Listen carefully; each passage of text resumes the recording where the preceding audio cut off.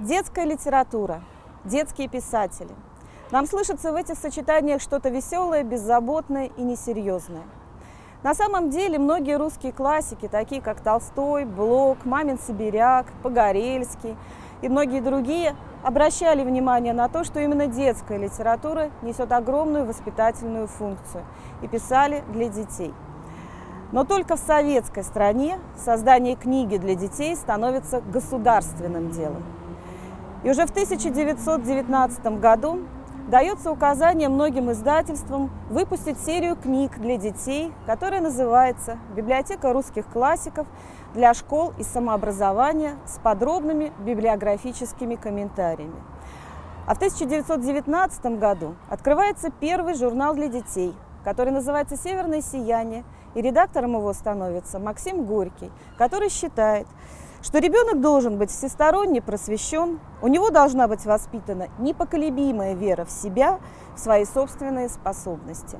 Буквально в течение менее 10 лет количество изданий для детей становится достаточно большим.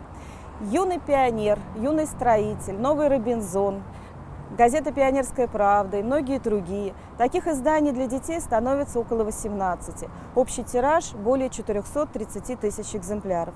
Для сравнения, в царской России всего 4 журнала для детей. Но где-то в 1928 году идеологическая установка меняется. Одним из первых пострадает Корней Иванович Чуковский, второй дедушка русской литературы, первый был дедушка Крылов. В 1916 году он напишет сказку «Крокодил» для своего больного сына. «Крокодил, крокодил, он по улицам ходил, папиросы курил, по-турецки говорил: крокодил, крокодил, крокодилович». Впервые в русской литературе героем сказки станет обычный мальчик, который, взмахнув своей саблей игрушечной, прогонит крокодила из Петрограда. Тот в расстройстве убежит в Африку, пожалуется бегемоту, царю зверей. Они соберут всех зверей и пойдут войной на Петроград. Но мальчик Ваня Васильчиков с легкостью их снова победит, и заканчивается сказка такими близкими для народа России в 1916 году словами: «Живите вместе с нами и будемте друзьями. Довольно мы сражались и крови пролили. Мы ружья поломаем, мы пули закопаем, а вы свои спилите копыта и рога».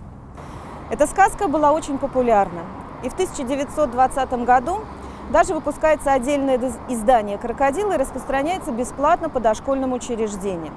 А вот уже в 1928 году Надежда Константиновна Крупская обращает внимание на крокодила и пишет следующее: «Приучать ребенка болтать всякую чепуху, читать всякий вздор может быть и принято в буржуазных семьях, но это ничего общего не имеет с тем воспитанием, которое мы хотим дать нашему подрастающему поколению».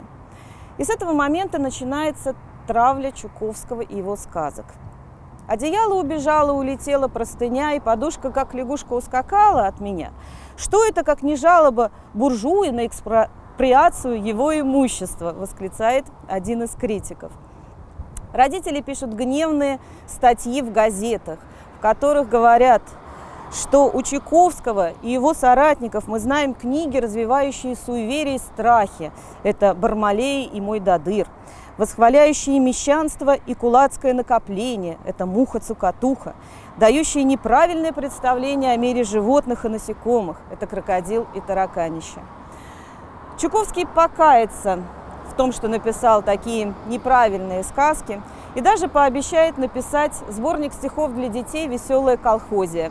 Но обещание свое не сдержит, но и сказки писать перестанет. Не избегает подобной участи и другой известный писатель Самуил Яковлевич Маршак. В 1922 году в Ленинграде он возглавляет Институт по развитию детской литературы и собирает вокруг себя очень интересных и замечательных писателей. Борис Житков, Николай Заболоцкий, Даниил Хармс и многие другие.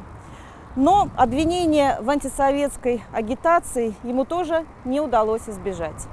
В издательстве «Детская литература», который тоже возглавлял Самуил Яковлевич Маршак, выходит сборник стихов для детей «Советские ребята», в котором опубликованы знаменитые строчки: «Дама сдавала в багаж диван, чемодан, саквояж, коробку, корзинку, картонку и маленькую собачонку».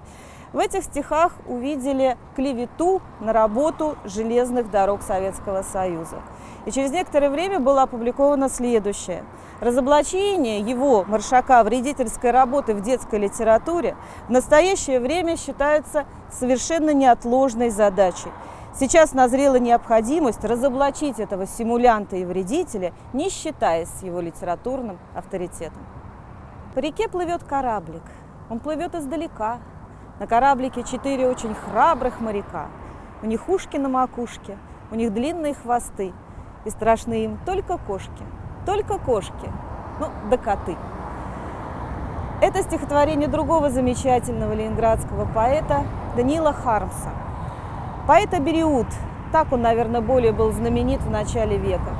Но в советское время абериуты не были востребованы. И поэтому по приглашению Самуила Яковлевича Маршака он начинает сотрудничать в ленинградских журналах «Чиж» и «Еж» и писать замечательные детские стихи и даже издавать несколько сборников. Но в 1931 году он будет арестован. И в приговоре будут значиться следующие слова.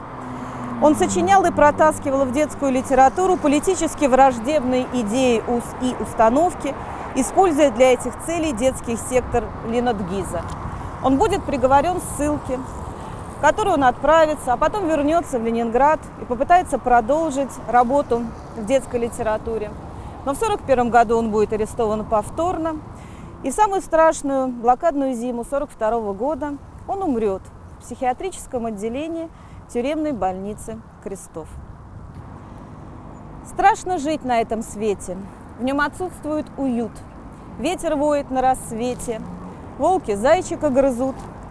Улетает с дуба птица, ищет пищи для детей, провидение же грубо преподносит ей червей. Плачет маленький теленок под кинжалом мясника. Рыба сонная с просонок лезет в сети рыбака. Лев рычит во мраке ночи, кошка стонет на трубе. Жук-буржуй и жук-рабочий гибнут в классовой борьбе. Это строчки из стихотворения другого замечательного детского писателя Николая Олейникова.